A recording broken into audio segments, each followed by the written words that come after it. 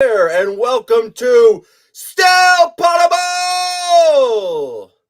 That is Brian B. Robb from MassLive.com. That is Jay King from The Athletic, and I am Sam Jam Packard.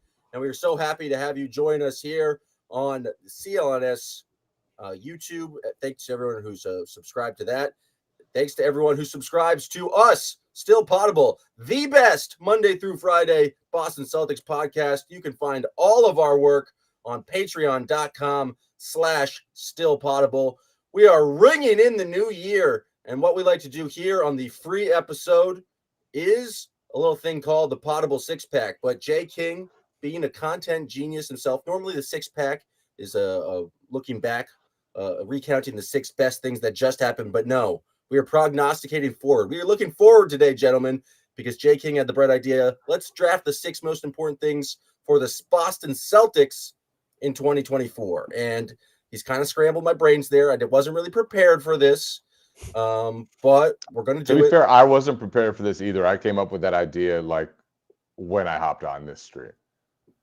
So this will be three gentlemen drafting with no preparation, but our life is preparation for this. Our whole life is preparation. We live our lives around the Celtics.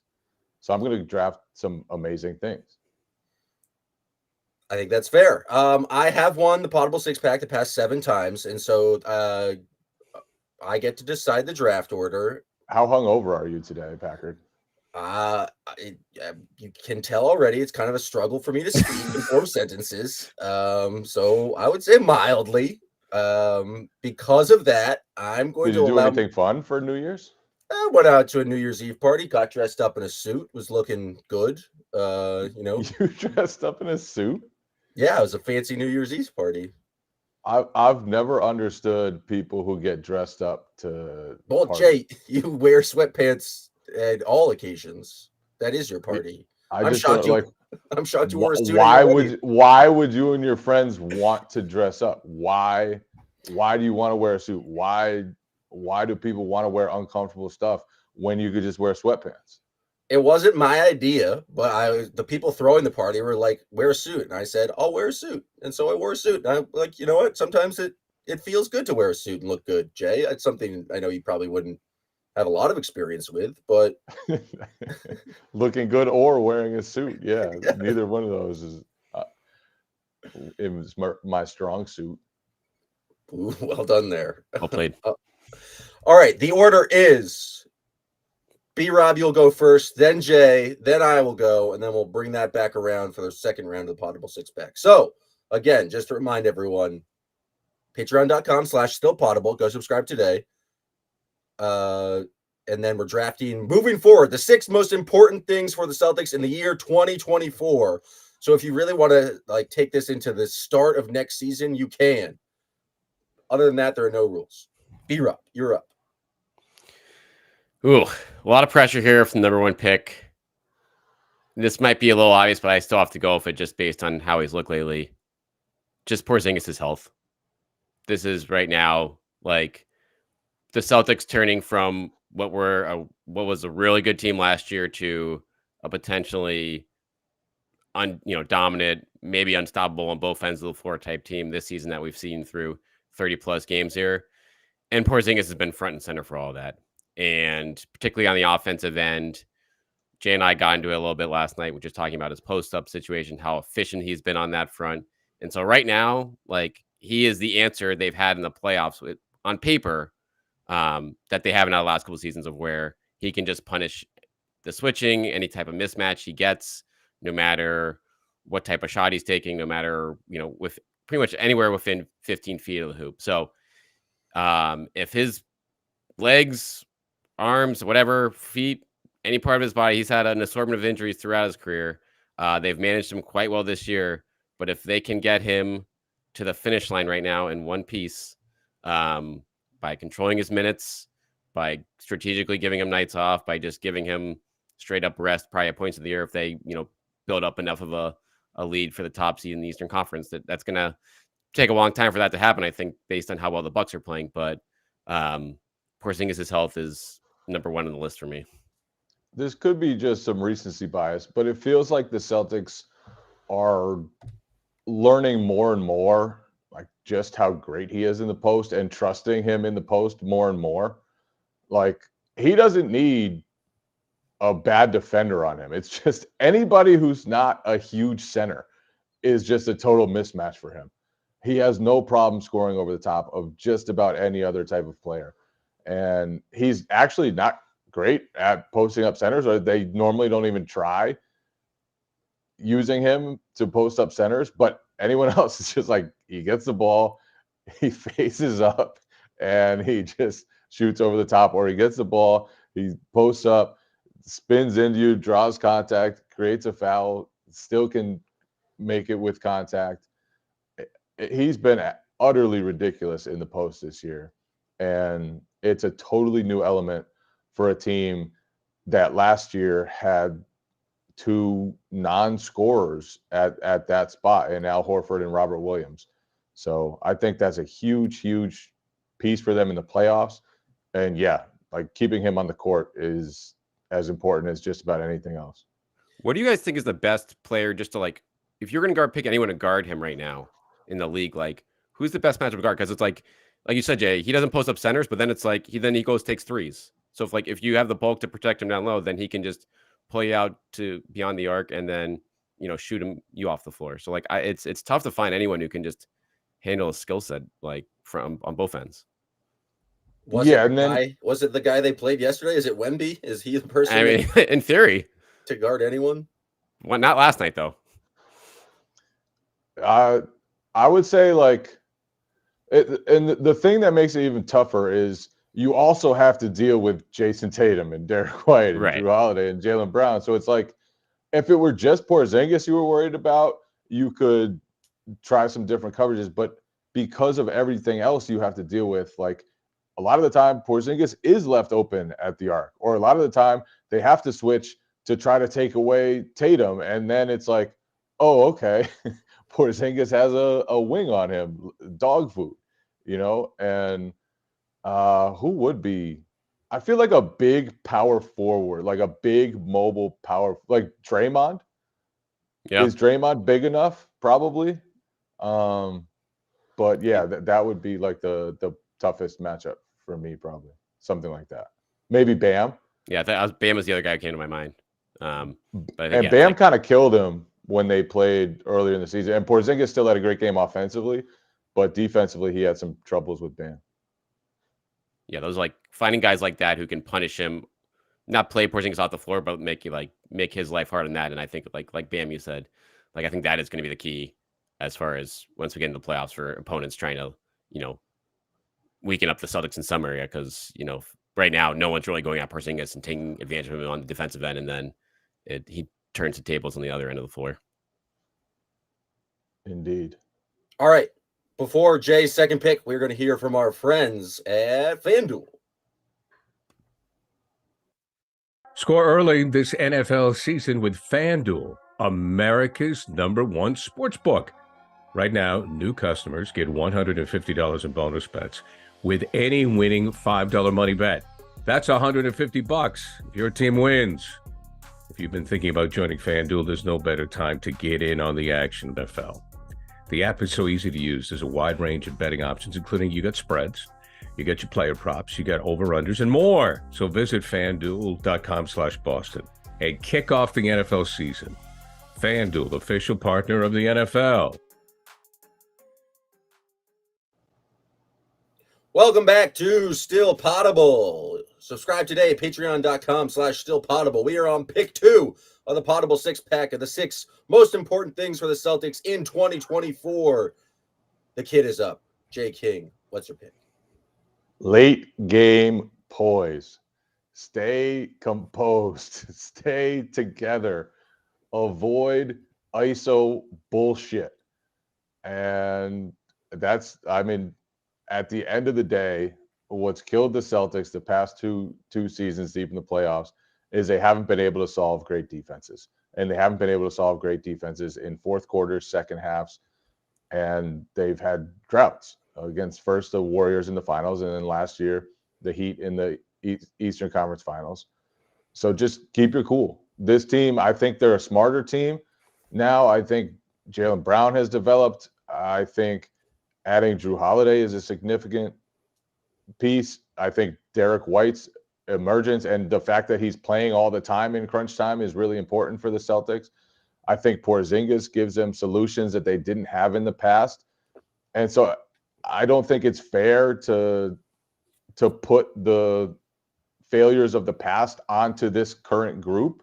But at the same time, they have to prove that against the best of the best, they can avoid the stagnation and avoid the isolation and keep playing together. The Achilles heel of this team has been like in big moments, sometimes players just go their own ways. And I don't think it's a selfish thing. I think it's more like a just trying to win thing. But like at some point, you've got to graduate beyond that and play together all the time and continue to figure out solutions in crunch time.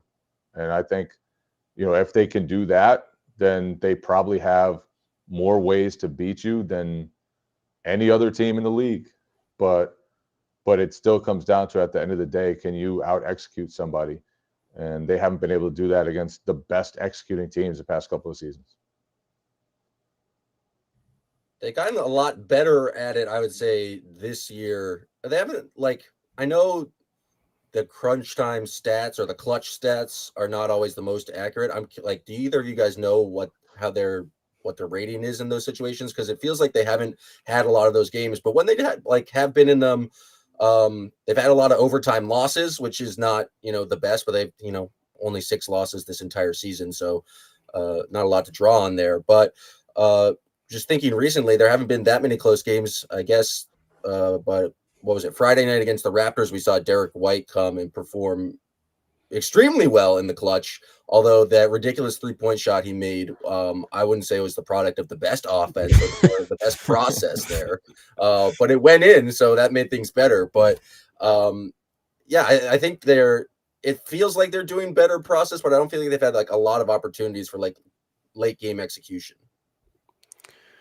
Yeah, on the whole, I think if you look at their crunch time numbers, they're still good in comparison to the league, but there are still the blips that we've seen, whether it was the loss to the Hornets or the loss to Wolves. Like I said, there haven't been many losses, but when they have lost, it's usually been like they've had opportunities to win those games, and the process offensively has been questionable at times. Even the Warriors game, the Warriors lost, like Tatum's pull up isolation 3 at the end of that game. So yeah, when they clearly have, I think the most important thing with that front is being like, you have more weapons now to utilize. And I think a lot of it's going to be on Jayson Tatum and Jaylen Brown to be like, recognize, hey, I don't have to go one-on-one here. Like moving the ball in this situation, calling someone over for a screen, getting something going to the hoop, and then moving the ball around. So someone gets an open look, because we have 4 or 5 good options to take those shots now at crunch time. Whereas in past years, that may not have always been the case with the personnel on the floor. So, but I'm with Jay. Like, this is a monster storyline and something to look at in the second half of this regular season as well, to see how much growth they show in this area. And I agree with you. Like, part of it is on Tatum and Brown, because I don't think those guys every night will be the answers. Sure. Like the Pistons game, and obviously the Pistons should not be like how we're evaluating how they're going to play against the best teams. But that game, it was very clear, like, Kristaps Porzingis is the way to go. Like, run the offense through Porzingis, get him in the post, just let him cook. And it takes a lot for a guy like Tatum, who normally has the ball in his hands, to just realize, like, tonight's not going to be my night because someone else has a better chance of scoring. And that's the type of unselfishness this team needs to have. It's probably going to be harder in the playoffs, I would say, because like that's when legends are made. That's when everyone's watching. And to willingly submit to being a decoy so that Porzingis can go to work, or Derek White can go to work, or whoever has the right matchup can go to work, like that takes real unselfishness. And I think this team has that. I think this team has been very good at that so far, but it's one thing to do it in December, And it's another thing to do it when you're down 2-1 in a playoff series, and you need to trust that what Joe Mazzulla is calling is right, and that somebody else can deliver for you. So I'm going to not steal, but I'm going to take Jay King's pick and make it better. Because instead of just focusing on Happy New Year. Happy New Year. And just focusing on the final moments of the game, my pick, and for like I think what's the most important thing for the Celtics in 2024 is just like fully adopting the Brad Stevens, Joe Mazzulla growth mindset and become alpha Kaizen warriors, where they're getting better every single day. And it doesn't just need to happen in the final 4 minutes of a game. It needs to happen for the entire process, for the entire rest of the regular season. And I feel like this is Joe Mazzulla year 2. We've done a lot of talking about him like finally being able to be more comfortable and kind of implementing his system, and the team being much more focused on just like the process of getting better this year, whereas opposed to last year, it's just like all about getting back to the finals.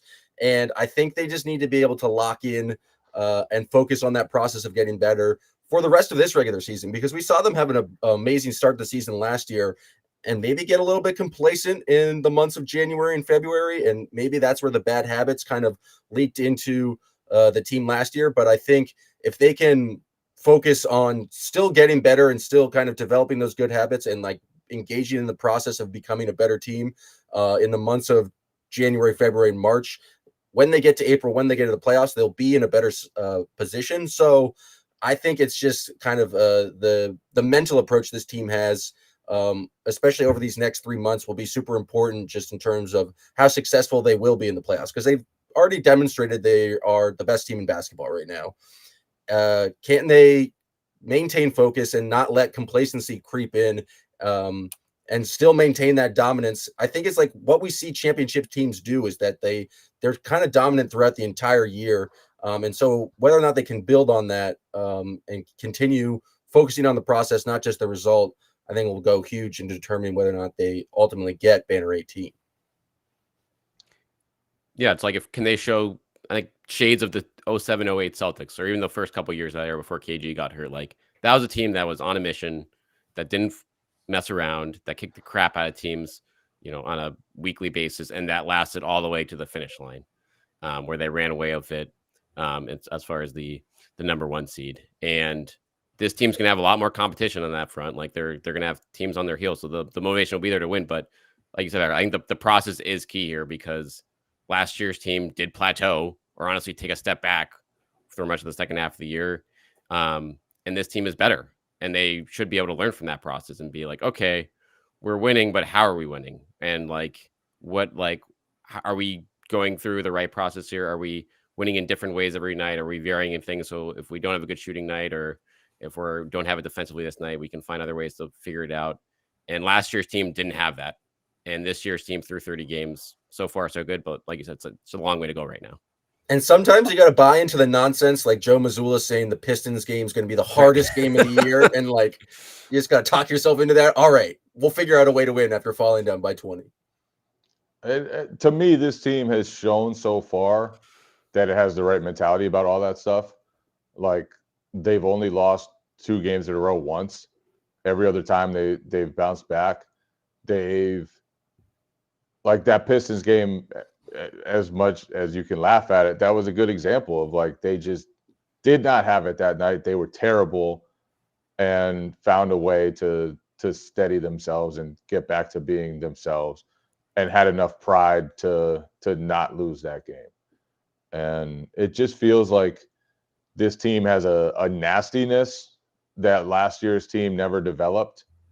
And like, they hit hard, they play hard, they want to crush teams. And I just feel like this team this is the best team I've ever covered, and I don't think it's even close so far. And there's still time, like you said, for bad habits to creep in. But I think from the amount of options they have offensively, to the added layer of rim protection that they have and size that they have with Porzingis, it's just a very complete team. And I think part of that is adding some attitude. And honestly, like, it should not be a problem for this team to focus over the next 52 games. It should not be, because they've won nothing. I guess it's not 52, whatever it is. They've won nothing. They've fallen short every year. Like, you should not be complacent. You should not be lackadaisical. You should be hell-bent on getting better and better so that you're peaking in the playoffs instead of peaking early in the season like you did last season. They played their best basketball during their start last season.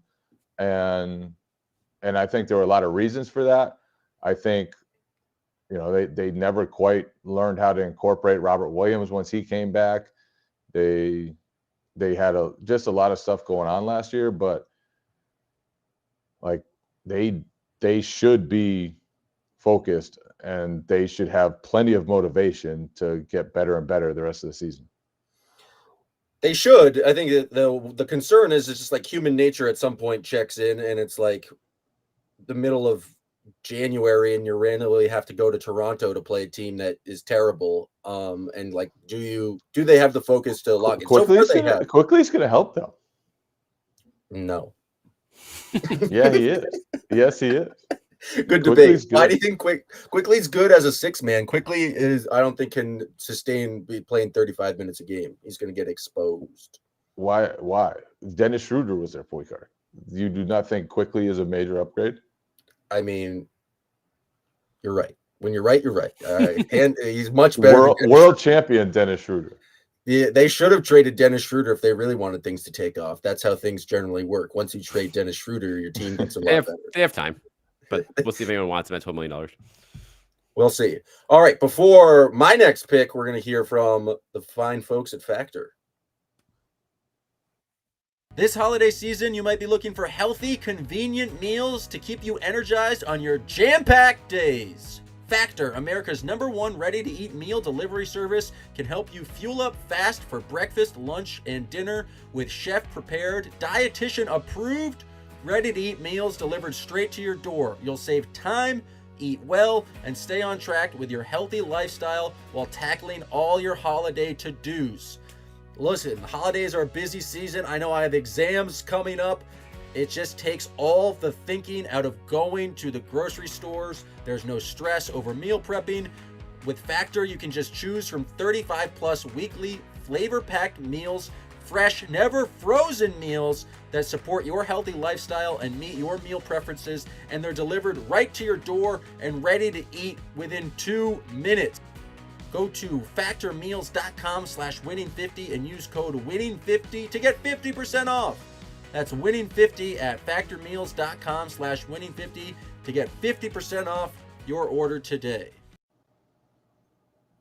And we're back with Still Poddable. Go to patreon.com/stillpoddable to subscribe today. The best Monday through Friday Celtics podcast in the world.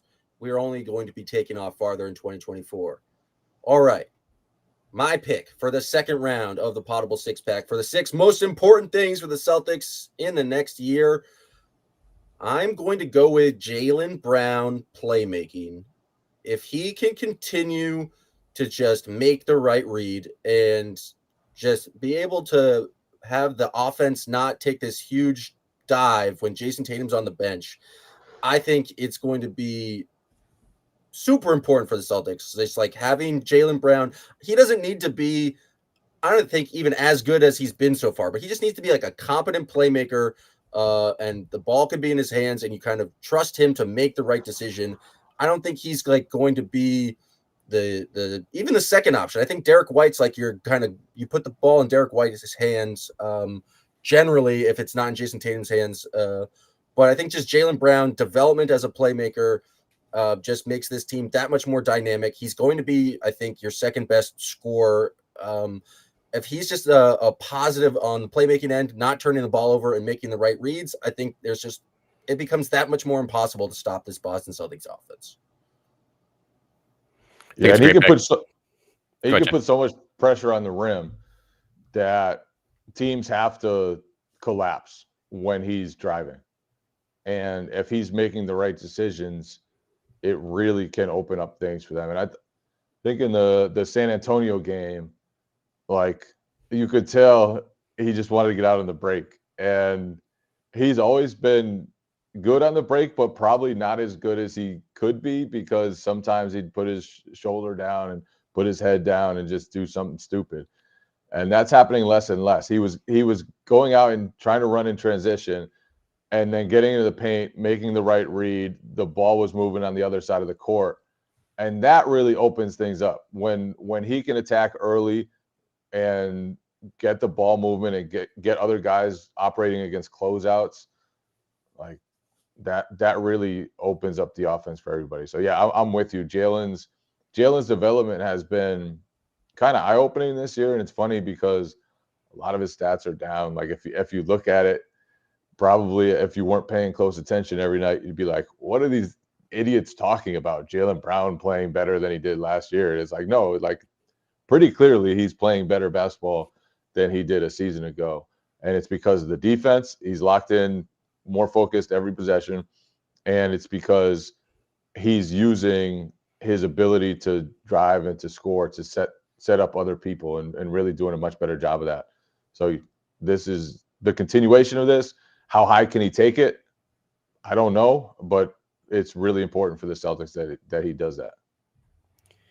Yeah, looking at his just month of December, for instance, it's hard to think of just months in their careers and a snapshot where you're like, Jaylen Brown was a better player, all-around player than Jayson Tatum this month. But I think unequivocally, I'd feel like that was the case in December. Like Brown was phenomenal across the board on both ends of the floor, I feel like. And for him to take that type of a leap, knowing that he can already be an all-star, but now it's like, no, I can be the all-star and also be the best player on a team, like night in and night out, when I also have another all-star next to me. Like that is a huge leap for this team. It's why the front office, bit the bullet and gave him that supermax, because they saw that potential in him.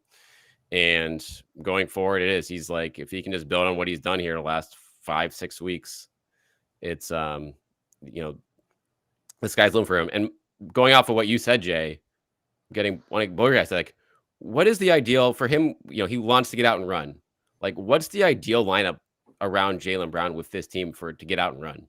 Like, because there's a lot of offensive talent in this team, but like some of the guys they're bottom 5 in the league in pace still right now, so they generally play slower than the league. But clearly, Jaylen in transition is a monster. So it's like workshopping that. Like, what is the best group around him for him to be able to do that?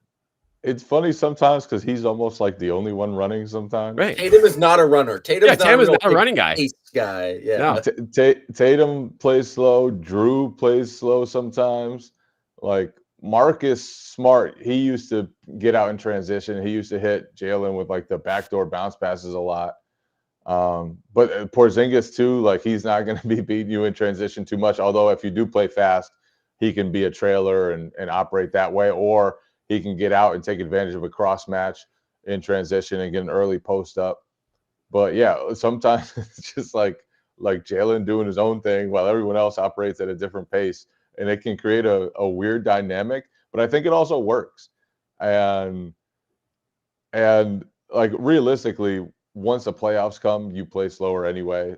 You're not going to be living in the fast break very often, and it's good to have guys who can operate slower.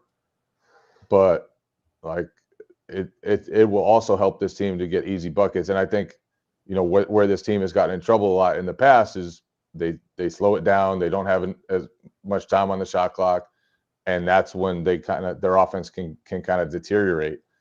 And Jaylen wants to get rid of that. His push to push the pace has been a consistent theme all season. He brought it up again after the San Antonio game. Like he just wants to keep playing faster. I do feel like they're playing faster though.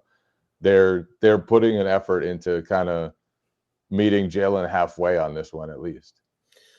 And I do think he's gotten even like better just in the half court in just terms of making decisions and playmaking in that regard. I feel like all they really need him to do in the playoffs is just like have that little 2-man game with Kristaps Porzingis, because having Jayson Tatum in like either the short corner or the opposite corner, and when those two guys are doing something, how are you going to defend that?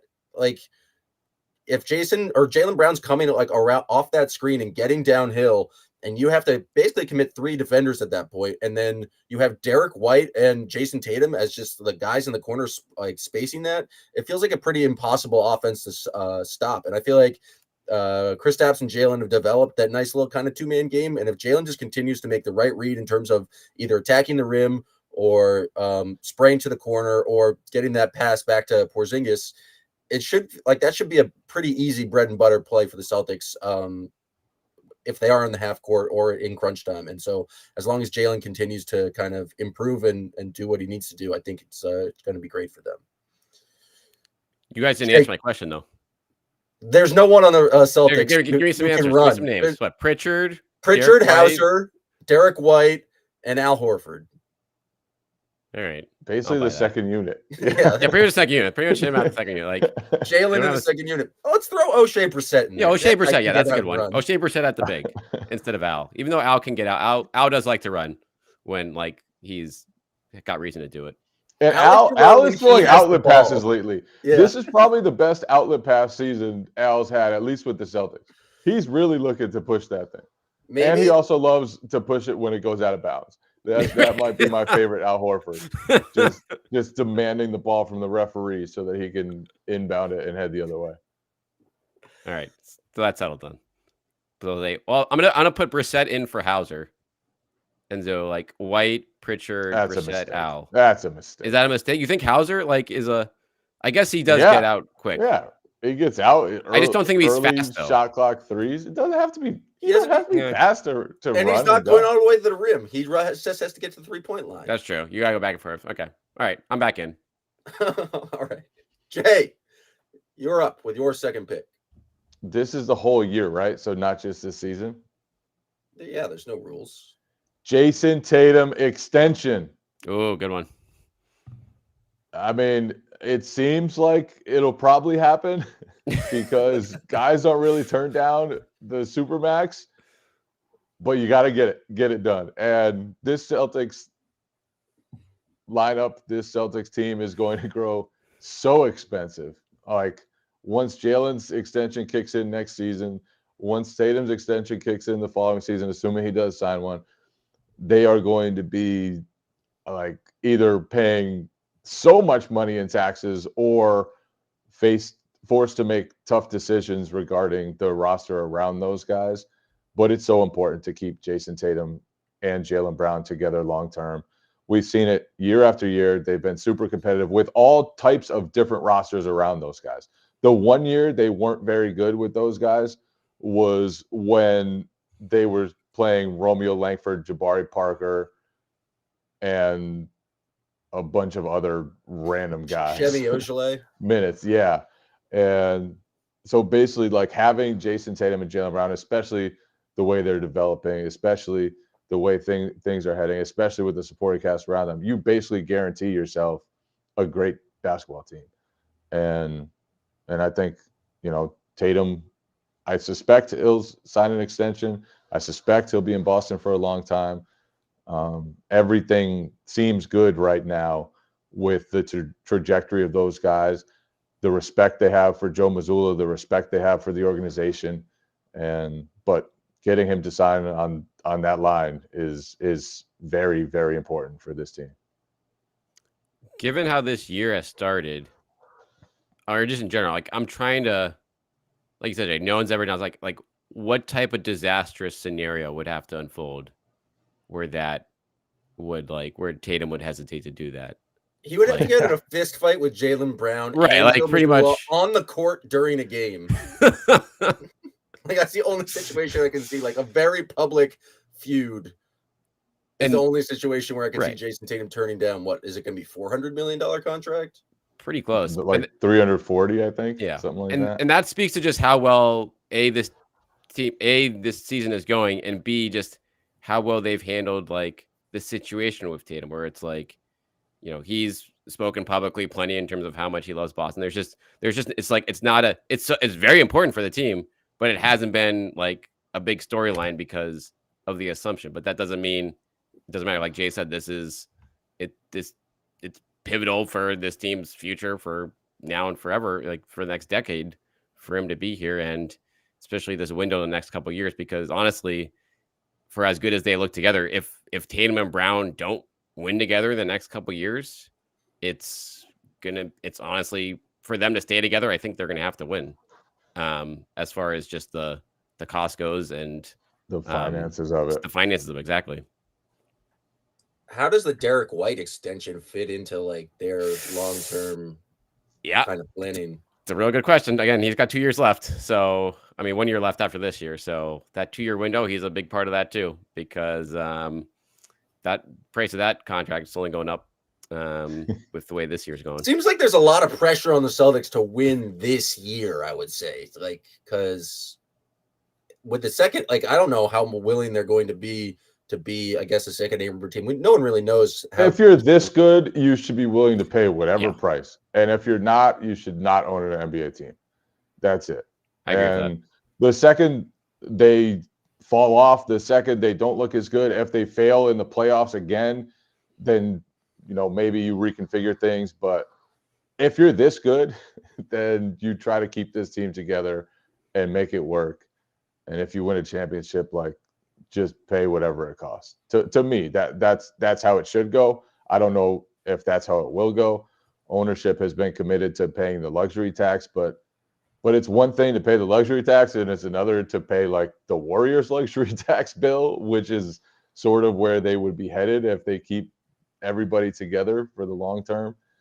So it'll be interesting, especially with the second apron and all the new, ramifications of having a team over that line and the roster building difficulties that come with that. So there's definitely pressure to win now.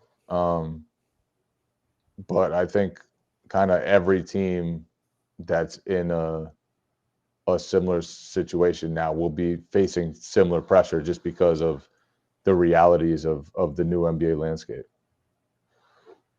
Yeah, the roster dynamic of that, to your point, Jay, like it's not just the money now. It's like, can you build a functional team with the restrictions that are placed on you? And you might be able to get away with that for a year or two, but that's going to eventually limit your options. And so that's why I think we saw the Celtics, along with a lot of other teams this past offseason, try to push their chips to the middle.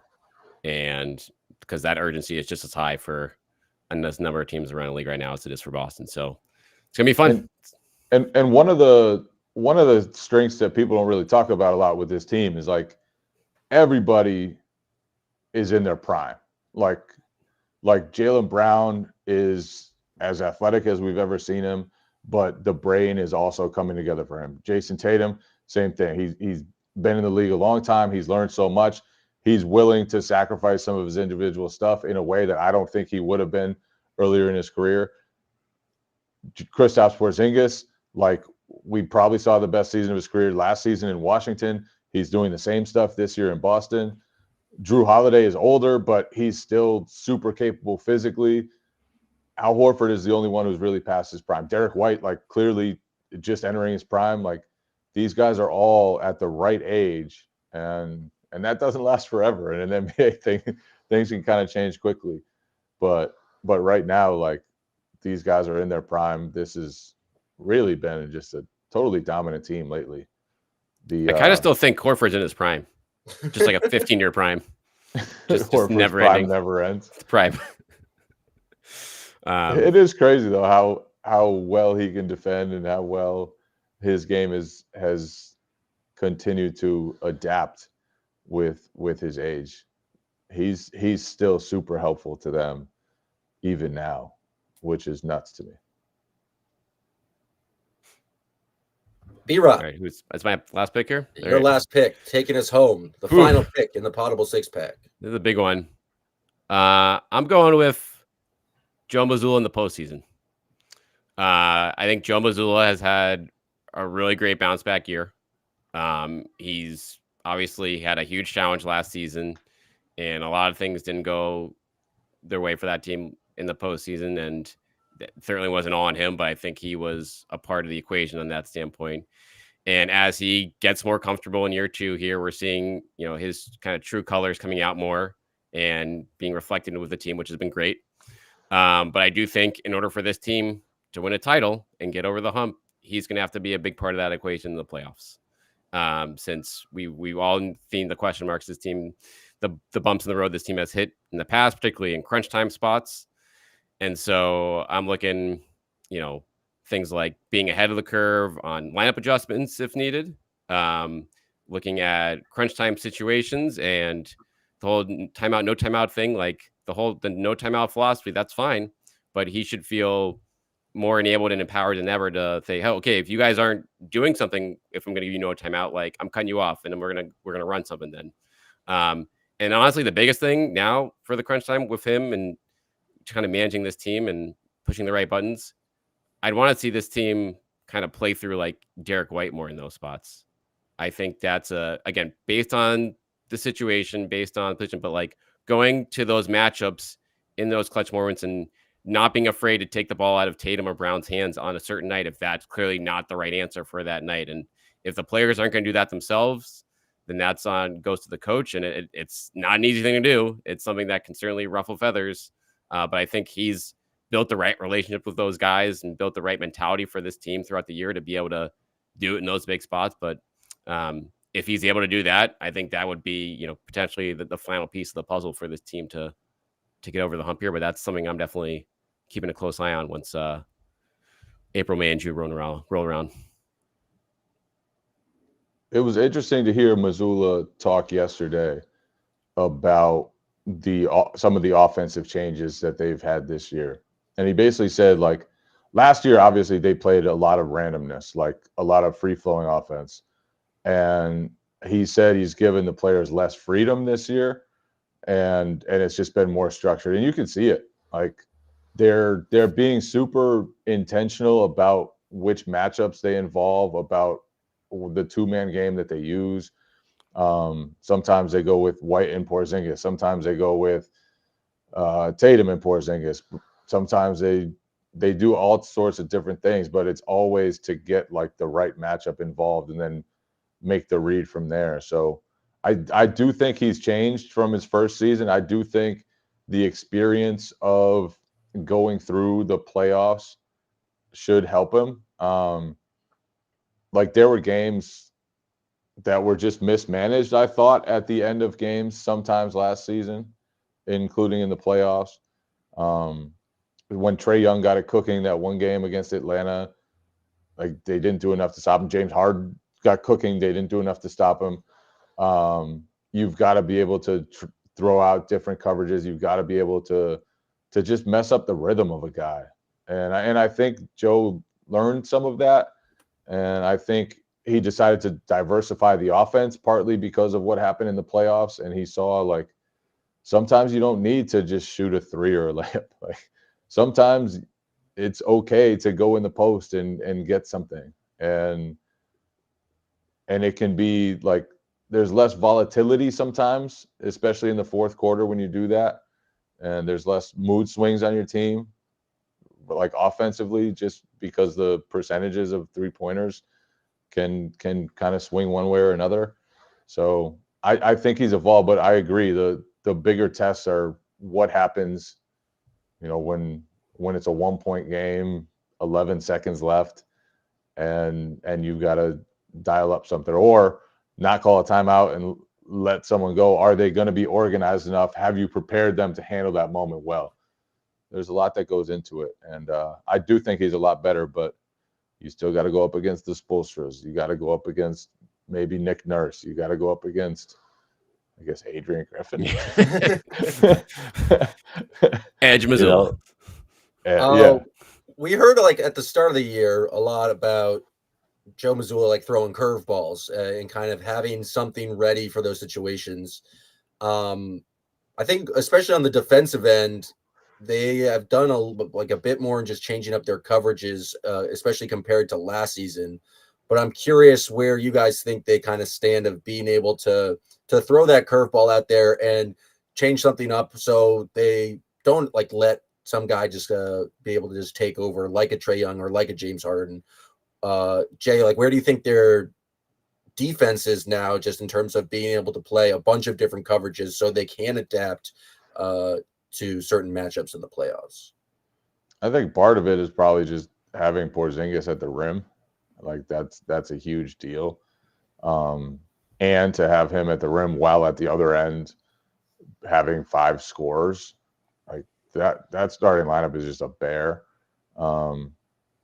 And then, but they haven't kept him in drop the whole time. I think they've done a good job of like, we're not going to play one style of defense, so you can just like kind of pick us apart. They've really kind of, I think, done better of like, okay, sometimes we're just going to randomly throw a trap at you and just make you do a bit more thinking on the court. Whereas last year, like their entire offense was just, or defense was just like, we're going to switch everything. You're just going to have to deal with it. And I felt like teams could eventually just kind of figure out what they're doing. Whereas this year, they're throw you different looks and it's been much harder to kind of score consistently against the Celtics. Yeah, the spontaneity has been ramped up a ton this year. Particularly, like I feel like last night was a perfect example of the Spurs have a 2-for-1 situation, and then they'll just randomly throw a double team in there to kind of mess that up, to slow a team down and then take that away. And doing that sort of stuff in the playoffs will be huge. And I think, to your point, Packard, the other like managing personnel of like Porzingis, I do think there's going to be, like, we haven't seen much this regular season, but teams are going to go at him and they're going to try to play him off the floor, because that they know that could be the key to being the Celtics teams, being like, all right, let's attack Porzingis, and that way we can get his offense out there, and then we have a better chance of winning this game. And so if you finding ways to keep him, not hiding him in the pick and roll, like the teams are going to but being creative in terms of keeping his impact there with the rim protection, seeing if he can hold his own in certain matchups on the perimeter, like finding ways to do that where you're not exhausting him and you're not exposing him. I think is exactly what you're talking about, Packard, in terms of like what type of stuff he can do. And I think so far so good on that front as far as this regular season goes. Are there any lineups? We haven't really seen the Celtics go small with Tatum at the 5. And I feel like it's something they should explore. I'm just thinking back to the Warriors game where Kristaps wasn't playing, but like we saw it was just Curry going against Horford, which is not something I, as a Celtics fan, ever want to see ever again. It just doesn't work. And so is there a lineup out there? Because I feel like they have the personnel where they could put a smaller lineup with Tatum at the 5. A team like the Warriors is not going to punish you. It's not something we've really seen them do a lot of. I feel like it worked against the Magic. And so what was Lamar? Is that the Lamar Stevens center game? Did he play the Cavs or the Magic in the when he that was the Magic, yeah. That was Magic, yeah. And then Tatum played some center too. Right. Yeah, I don't know. Like, why would you play Tatum at center? For that exact scenario where you want to be able to switch everything and not have a weak spot where. But you could switch everything with more size on the court and have like Porzingis has been okay in switches.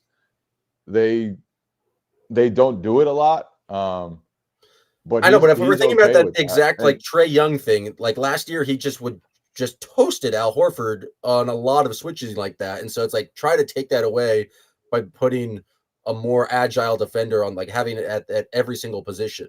It's, I don't know. I'm just throwing I'm a Packard here. Like you want to have that, you don't want to need to use it, but you don't want to throw that out for the first time for big minutes in Game 5 of the Eastern Conference semifinals in that type of matchup. So like experimenting with that, just like they did it against the Magic game out of the necessity because guys are out. But I agree, like mixing that in here or there just so you know what it looks like in case of emergency. Because yeah, obviously you don't want to have to play without Porzingis and Al, but there might be a spot where like it makes sense to against Steph Curry or Trae. It probably won't get to that point. I mean, I don't think you're going to see either of those guys in the playoffs this year. Maybe Trae in the first round if the Atlanta gets it together. But I think that's just, when you're playing like this, experimenting with that sort of stuff in the regular season, I think that's a good idea just to have in your back pocket. I concur. Anything else from you, Jay? You're in Oklahoma City, like any other notes from your trip that you want to share with the fine listeners out there? Not really. We talked about my journey away from the Frost Bank Center last night. Oh yeah, tell Packard about this. Well, no. All right. Well, if it's on the Patreon, then the fine folks will have to subscribe to the Patreon here. It's on the Patreon. So you go to patreon.com/Still Poddable if you want a little bit of a travel blog from Jay King trying to leave San Antonio on New Year's Eve. It was a tough night to get an Uber. Let's just say that. You leaving like right at midnight? Yeah, that's poorly timed. Oh man, a tall tale. I'm excited to go and listen to on the patreon.com/Still Poddable. You'll have a full recap of the win over the San Antonio Spurs. You'll have a recap of how the Celtics play the Thunder because Jay King is in Oklahoma City. And you'll have just more content Monday through Friday because that's what we do here on Still Poddable. We are the best Celtics podcast. We got all sorts of new gear. We're in the 21st century now. Look at Jay King wirelessly podcasting from his hotel room. That's the type of high quality AV that we're bringing to the airwaves these days, but we are the best Celtics podcast. We're doing it Monday through Friday. And if you would like to listen, you go to patreon.com/Still Poddable and join us there. For B-Rob of MassLive.com, for Jay King, we appreciate everyone who's listening here on CLNS, and we hope you subscribe to that YouTube. Please follow us on TikTok, Instagram at Still Poddable.